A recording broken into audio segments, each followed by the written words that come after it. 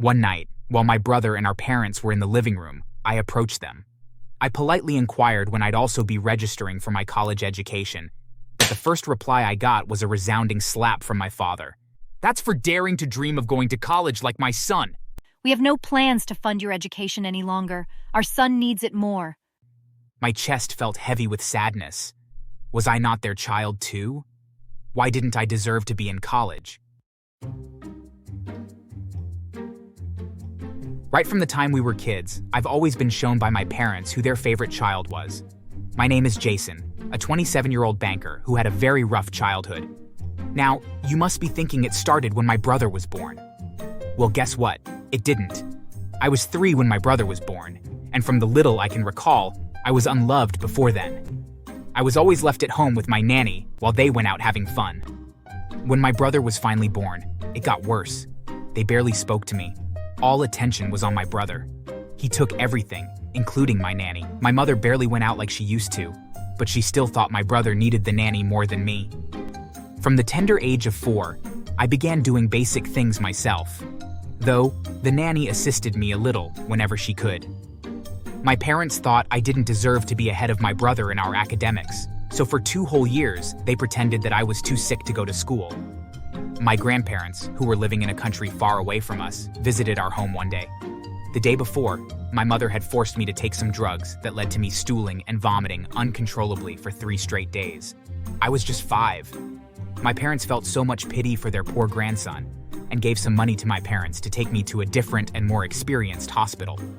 I saw tears dropping from my parents' eyes as they took the money, thanking my grandparents. 2 days later, I heard they'd traveled back. It seemed like the best news my parents got, aside from the extra money my grandparents had given them again. Throughout that year, they continuously extorted money from my grandparents, using my health as an excuse.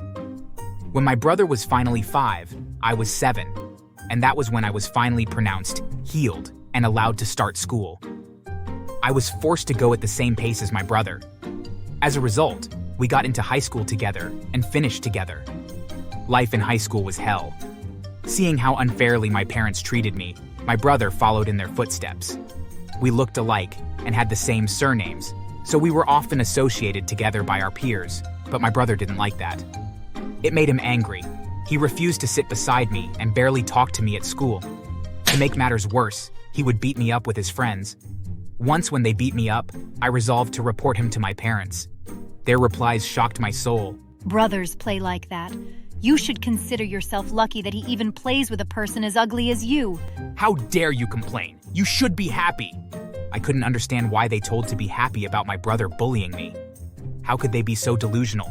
It went on until we finally graduated from high school. On our graduation day, I was utterly embarrassed by my parents. I was awarded the best student in arts while my brother took his for sciences. I was called out first. While everyone cheered for me, I could see my parents' unimpressed looks from where I stood. After receiving my award, I returned to my seat, which was in a row behind theirs. They refused to let me sit with them. Once his name was called out, my parents let out the loudest scream, hugging him and clapping excitedly as he walked out. While he was receiving the award, my mom's loud voice echoed through the whole hall. "That's my son." It felt awkward because most people knew I was also her son, but I didn't get even a little reaction during my moment. When it was time for pictures, my parents took as much as my brother wanted with him, but when I tried to go up and take some with them, they stopped me. Get lost. I don't want your ugly face next to mine. You must be bold to think you could take pictures with us with that face of yours. I was unsure of so many things, but one thing I was certain of is that I wasn't ugly.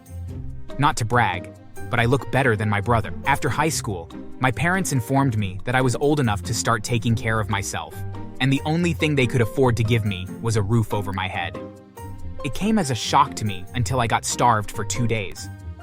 On the 3rd day, while the 3 of them were away on an outing, our maid gave me some food and asked me to eat it quickly before they arrived. I was forced to go out in search of a job. After a week, I finally found one as a part-time worker at a popular restaurant. Luckily for me, even though the pay wasn't great, it came in on a weekly basis. In that way, I was able to feed myself. Meanwhile, my brother, they didn't expect anything from my brother. In fact, they even gave him an allowance, and yet he never did a single chore. They even paid for all of his clothes, and when he was old enough, they got him a new car.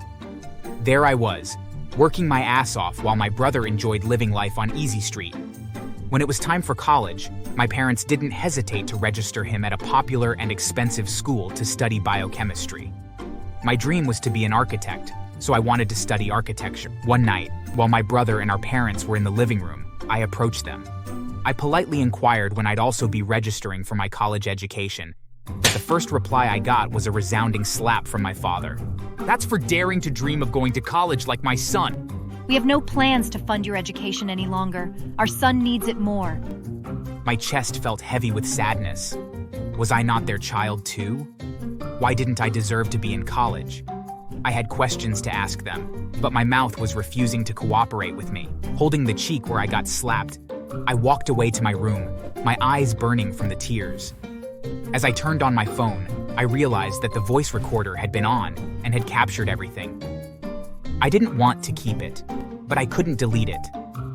After that, I got even more serious with my job, and even got myself a second part-time job. Soon, I'd gathered some money to start my college education. I couldn't go to a grand one like my brother, but I was satisfied. 3 months later, my parents called me into the living room. "We need money for your brother's school. Give us your salary." That angered me.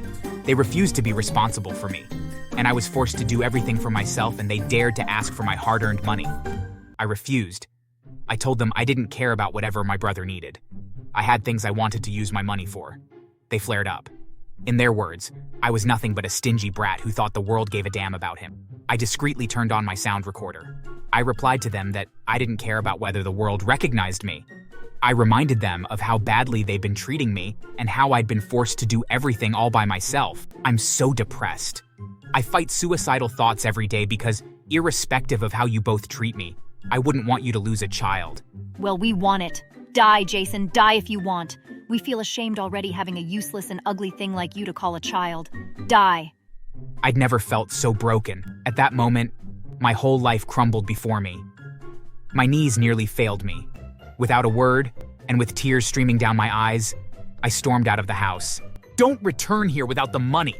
It was already late. With no idea of where I was going, I continued walking until I tiredly dropped on the ground by the side of the road. Seeing everyone's eyes on me, I stood up and went into a nearby restaurant. As I took my seat, I dropped my hands on the table, buried my face between them, and cried my eyes out. After crying, I lifted my head again.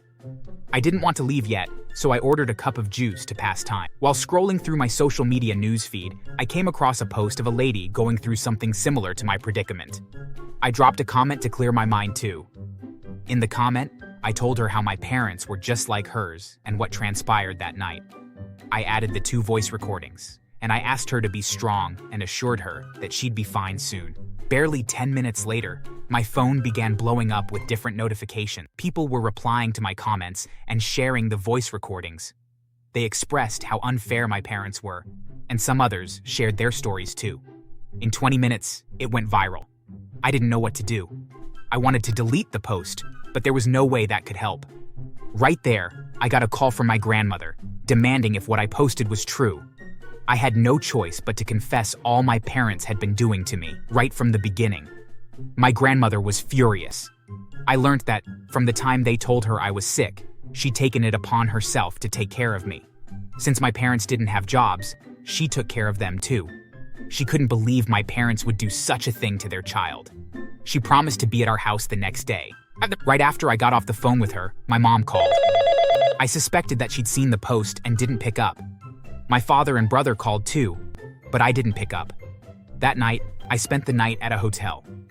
The next day, my grandmother called to inform me that she was at my parents'. I left the hotel and headed home to see my parents and brother on their knees in front of her. They begged for my forgiveness, but I refused. "I'm sorry, but none of you deserve my forgiveness." My grandmother supported me. She asked me to pack my things and go with her to Canada.